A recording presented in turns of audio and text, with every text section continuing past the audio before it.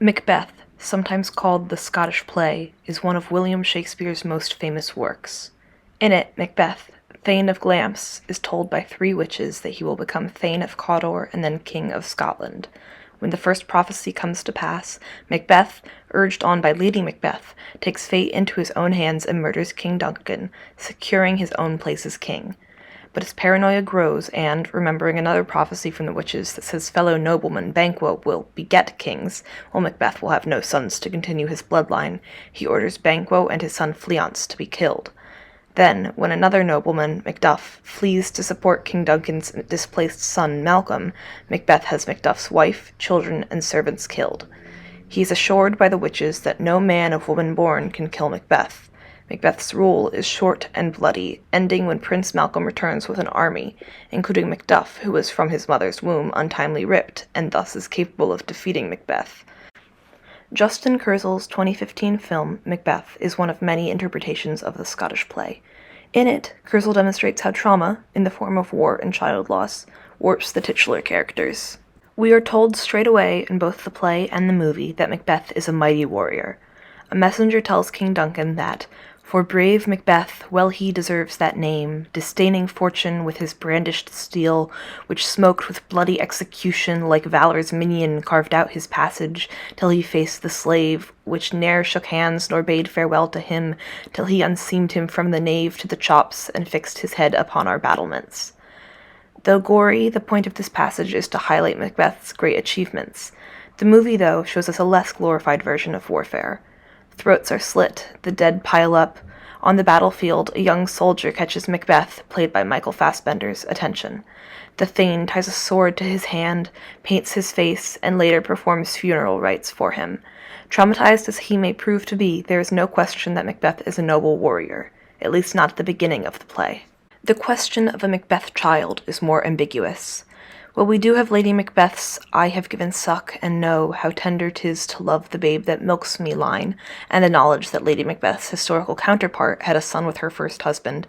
Shakespeare's play leaves the question unanswered. Justin Kurzel, however, affirms the existence of a Macbeth child in the opening scene of the movie, with his funeral. In Macduff's Son and the Queer Temporality of Macbeth, Amanda Zock writes that our distance from early modernity creates an unstable environment for the analysis of children. Working with exceedingly limited evidence, historians continue to disagree over whether or not early modern childhood was viewed as ontologically distinct from adulthood, and the extent to which the cultural and emotional attitudes necessary for managing high infant mortality rates affected adults' perception of their progeny. Nonetheless, Shakespeare's children, though beholden to no singular theory of childhood or parent-child interactions, do offer fairly coherent representations of childhood as a state separate from adulthood and one wherein children are recipients of parental affections. Kurzel emphasizes children to an extreme. From the opening frame sequence to the closing montage, Kurzel's film is saturated with children. "Dead, alive, human, and supernatural," said Gemma Miller in He Has No Children, changing representations of the child in stage and film productions of Macbeth from Polanski to Kurzel. We see Macbeth light his infant son's funeral pyre. We see Banquo joyfully reunite with Fleance after a battle. We see Macduff kiss one of his sons goodbye before riding off for England. This emphasis on the children who are there reminds us, the viewer, and Macbeth himself of his own lack. Kurzel's film, then, combines two kinds of trauma, that of battle and that of the death of a son, as the ultimate motivation for ambition, and at least in the case of Macbeth, for his persecution of children in particular, wrote Paul Franson in Flipping Macbeth, PTSD, Gender, and Generation in Adaptations by Wolfert, Kurzel, and de Man. With this context, Kurzel makes it easier to understand Macbeth's leap from regicide to murdering his friend Banquo and his son. Fleance is constantly featured at the side of his father, their obviously affectionate father-son relationship constantly mocking the barrenness of the Macbeths.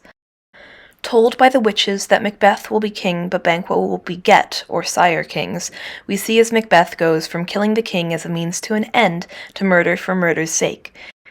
He declares that "the gracious Duncan have I murdered, to make them kings, the seed of Banquo kings." He then proceeds to order Banquo and Fleance killed to prevent this from coming to pass. The Fleance escapes at the urging of his dying father. Despite having his friend murdered, Macbeth seems to get his wish. He is Thane of Glamps, then Cawdor, and then King of Scotland. But he cannot let go of A, his preoccupation with descendants and bloodlines, and B, his battlefield trauma.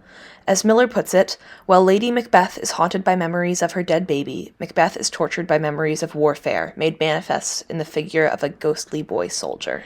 This boy soldier reappears multiple times after his untimely death on the battlefield. He holds the hallucinated dagger that leads Macbeth to King Duncan. When Macbeth calls on the witches a second time, the boy soldier appears in place of the second apparition, usually a bloody child, and tells Macbeth to be bloody, bold, and resolute.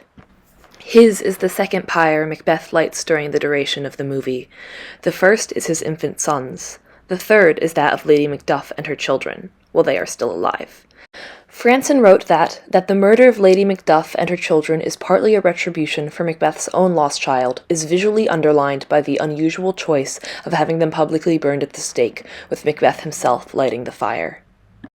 This is also where Macbeth and Lady Macbeth, played by Marion Cotillard, diverge.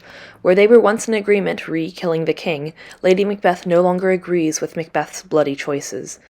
Kurzel has Lady Macbeth wordlessly plead for Macbeth to spare the Macduffs. She does not succeed. She cries as they burn. I would also argue that watching children being senselessly murdered shatters Lady Macbeth irreparably. After the Macduffs burn, Lady Macbeth gives her famous "Out, damned spot" speech. After she says, to bed, there's knocking at the gate. Come, come, come, come, give me your hand. What's done cannot be undone. To bed, to bed, to bed. The camera moves behind her to show us her dead child, who she has been speaking to. Lady Macbeth is dead 2 scenes later. The movie wraps up quickly after this. Prince Malcolm and Macduff return from England. Macduff, driven by the murder of his wife and children, kills Macbeth. The victorious troops march toward the castle, leaving Macbeth's body on the battlefield.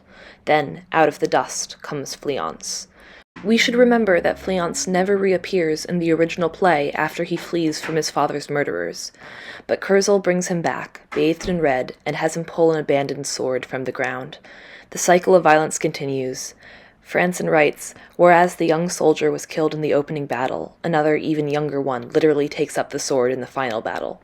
Kurzel's film ends with the figure of Fleance walking, then running, away from the battlefield, turning his back on the camera and facing the setting sun, carrying a sword that he has pulled from the earth, as Miller points out, like Excalibur, suggesting the drive for kingship.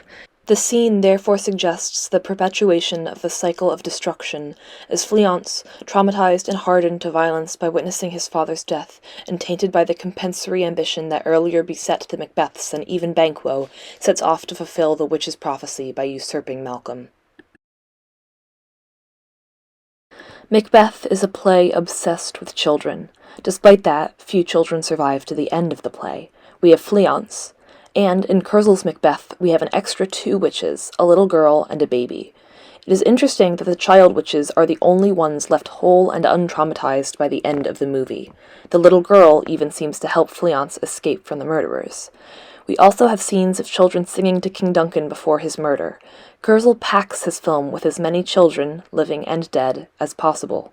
According to Zach, even the most cursory exposure to Shakespeare's Macbeth reveals the play is utterly preoccupied with children. They proliferate throughout the text, signifying innocence and its unjust violation at the hands of the Macbeths, promising generational security for fathers' and kings' legacies, and serving as motives, with the absence of children magnifying Macbeth's desire for kingship and immortality. But Kurzel's Macbeth takes that to another level. Not only does it acknowledge the importance of children, it points out the trauma caused by loss of children, compounded in Macbeth by trauma from the battlefield. Macbeth and Lady Macbeth are irreversibly changed by the loss of their child, and that loss ripples forward. Where Kurzel's Macbeth shines is in its additions to the source material. The dead Macbeth child, the boy soldier on the battlefield, Fleance's reappearance and sword a la King Arthur. And these additions highlight the main tragedy of Macbeth. He has no children.